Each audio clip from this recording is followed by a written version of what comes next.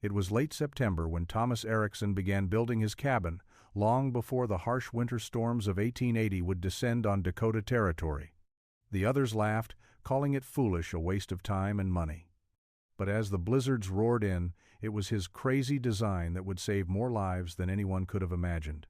Before we dig into this story of grit, survival, and foresight, tell us where you're watching from, and if tales of frontier resilience speak to you, hit subscribe, because tomorrow's story might just outlast this one. The winter of 1880 arrived earlier than expected, and in the harsh plains of Dakota Territory, time seemed to stretch like the miles of frozen prairie. Thomas Erickson, a Norwegian immigrant, was used to cold. His winters in Norway had been fierce, nothing like the mild seasons most settlers had encountered since coming west. He had seen what the wrong shelter could do to a man. His neighbors, eager to farm quickly and prove their claims, hastily built their small, single-wall cabins, all of them focused on finishing the work as fast as possible, sacrificing sturdiness for speed. As they rushed to complete their homes, Erickson took his time, insisting on more than what was necessary, and in doing so, he became the subject of ridicule. His neighbors mocked him for his slow pace, calling his double walls and carefully selected materials excessive. But Erickson knew something they didn't. Cold could kill, and when it did, there would be no second chance to rebuild. While others built small, functional cabins to withstand an average winter, Erickson designed something that could survive a storm of unimaginable ferocity. The small cabin he constructed stood at the center of his homestead, and though he ignored the jeers, he had a quiet certainty. It was in this cabin that Thomas would live, and when the fierce blizzards arrived, his careful craftsmanship would be tested against the fury of a brutal winter, one that no one, not even Erickson, had fully anticipated. By October 15th, a full blizzard swept across Dakota Territory. The temperature plummeted to 20 degrees below zero, and within hours, the snow was falling relentlessly. The wind howled with a fury that made standing still a battle.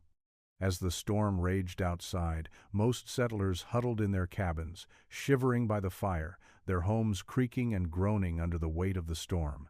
Many had built their homes in haste, not preparing for the full force of the winter's power.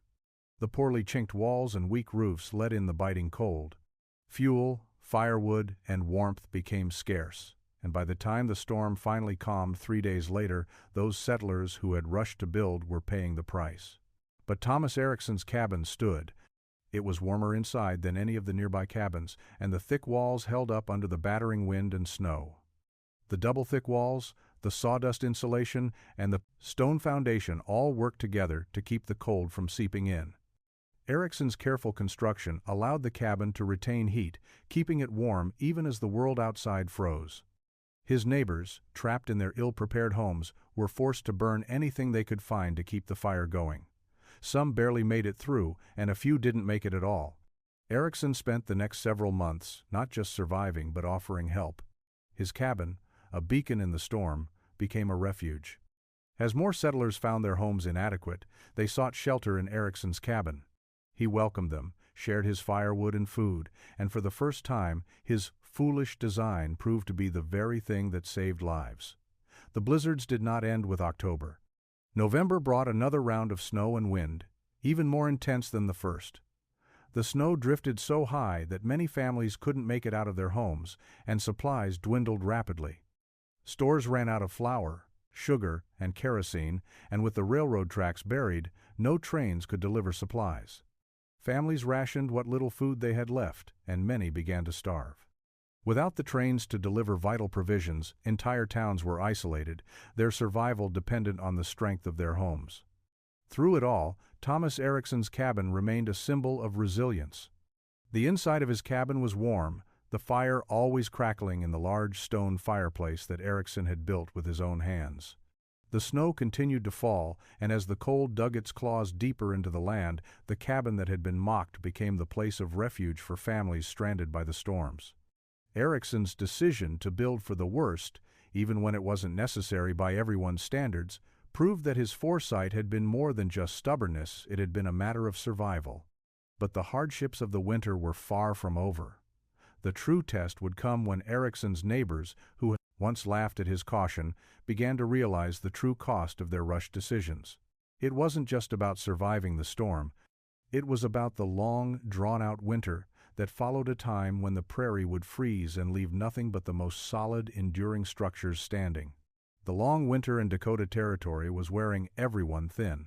The winds never stopped howling, the temperatures never rose above freezing, and the land, once vibrant and full of possibility, had transformed into a barren, frozen expanse. What started as a quick, unexpected storm in October had turned into a relentless, punishing season that would leave the settlers shaken to their core. Among the hardest hit were the families who had chosen to build quickly, hoping to establish themselves before the worst of the weather arrived. These were the men and women who had ridiculed Thomas Erikson when he arrived in the summer. His strange insistence on building a sturdy, double-walled cabin with sawdust insulation a target for their jokes. But as the winter continued to drag on, they began to realize their mistake. By November, the cold had crept into even the best-sealed homes, and by December, many of the hastily built structures were showing signs of collapse. The single-wall cabins with their minimal insulation couldn't keep up with the demands of the brutal cold. The winds that howled across the plains found every crack, every gap, and the settlers, whose homes had been enough to survive previous winters, were now fighting to stay alive. The snow fell, inch by inch, stacking high against the doors and windows of cabins. The fires in the hearths burned through the night, but it was never enough to keep the cold at bay. By January, the families that had built quickly had used up their fuel, their food, and their firewood. Without any train deliveries and no way to make it to town, many were left with nothing. The realization came slowly at first. Settlers who had been laughing at Erikson's cabin in the early autumn now began to look toward it with a sense of awe. They noticed the warm glow of the cabin's chimney in the distance, the steady stream of smoke that rose unbroken into the cold, never bending under the force of the wind. It wasn't just the chimney, though. It was the warmth that radiated from the cabin, the comfort that came from a structure built to last. Erikson had not built for the average winter. He had built for the worst. And as nature's full fury rained down upon the plains, his foresight had paid off. One night in mid-January, as the temperatures dipped far below zero, a neighbor named William Crawford trudged through the snow, his wife and children wrapped in layers of clothing, their faces pale and pinched with frostbite. They had been huddling in their small cabin for days, burning anything they could find to keep the fire alive. His wife had taken ill pneumonia, they suspected, and the children were barely able to stay awake, their extremities numb from the cold.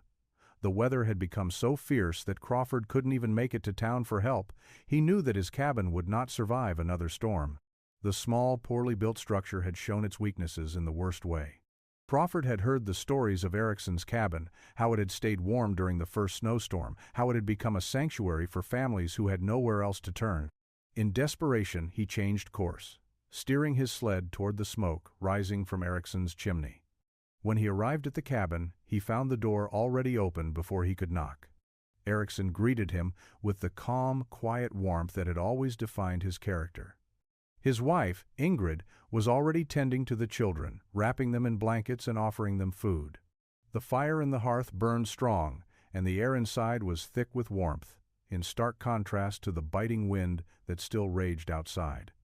Crawford's eyes scanned the room, taking in the sturdy walls, the thick double layers of insulation, and the stone fireplace that stood as the heart of the room. His own cabin had barely kept him alive for the past few days, but here the warmth was constant, the heat never wavering. For the first time in months, he could feel his bones unfreeze, the shivering that had dominated his every waking moment finally subsiding. He turned to Erikson, his face etched with exhaustion. "How did you know? How did you know it would be this bad?" Erikson smiled faintly, rubbing his weathered hands. "I didn't know it would be this bad, but I knew there would be bad winters. You don't build for the one you've had, you build for the one you don't expect." Crawford, his voice choked with emotion, responded, "You were right, and I was wrong. I never thought it would come to this." Erikson didn't offer any comforting words. He didn't need to.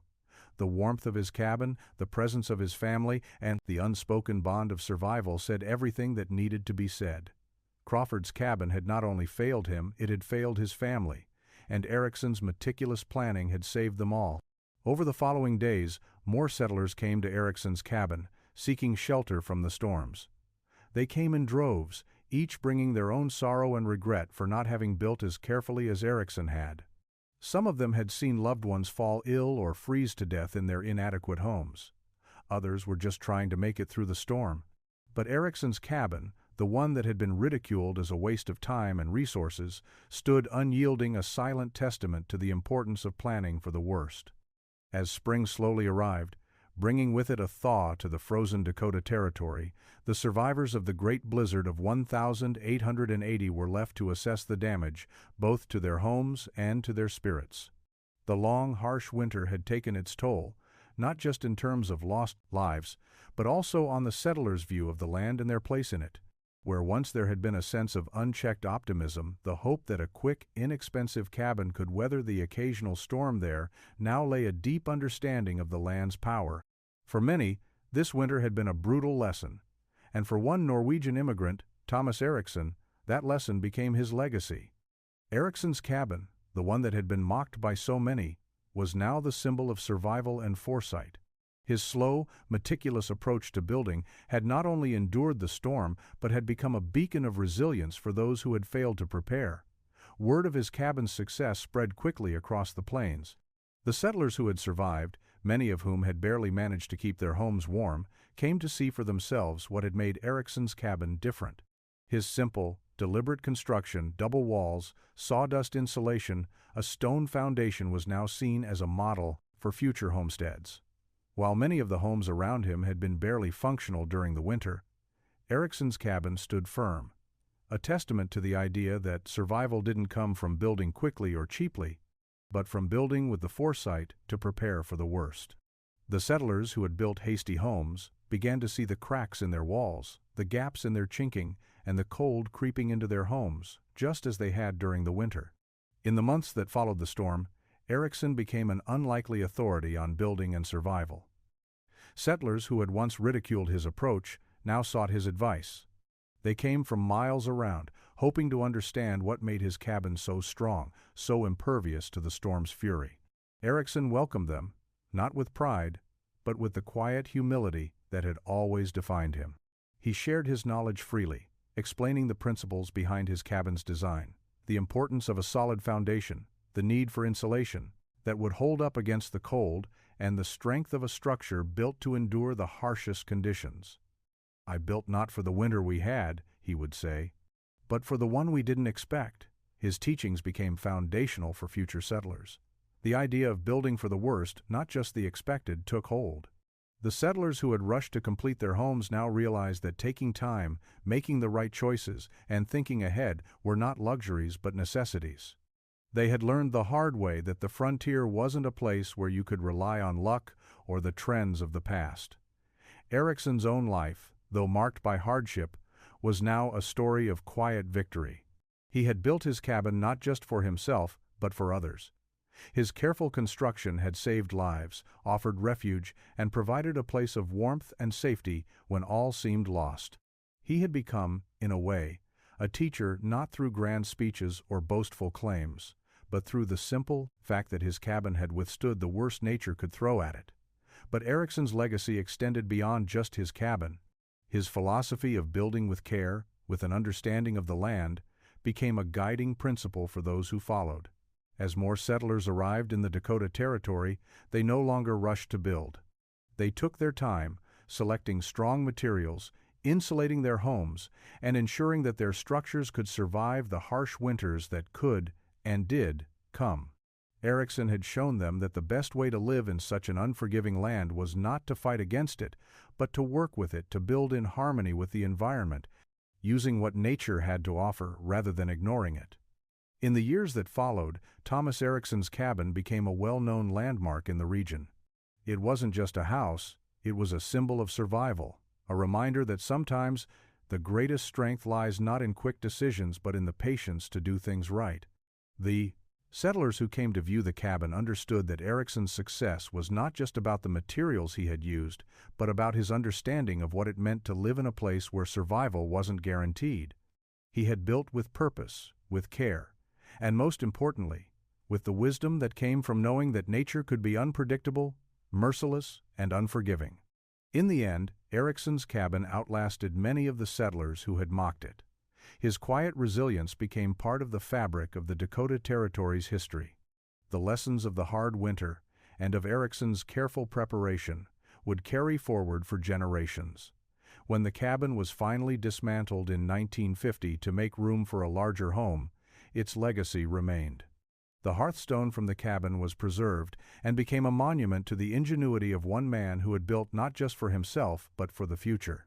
Thomas Erickson's name, once whispered in ridicule, became synonymous with wisdom and survival. His cabin had been the place where families found shelter, where lives were saved, and where a community was reminded that survival depended not on speed or convenience, but on foresight, patience, and the courage to stand firm against the storm. And in that simple cabin, built with care and foresight, Thomas Erickson had not only survived the worst winter in history, he had set the foundation for a future where others could thrive. When the story of Thomas Erickson's cabin was told, it was not just about the structure that stood through the storm, it was about the man who had seen beyond the horizon of ordinary winters, who had built for the possible, not just the probable. His legacy lived on in every home that was built with care, in every family that understood the value of preparation, and in every person who learned that sometimes the greatest wisdom comes from preparing for what might never come but might one day be the difference between life and death.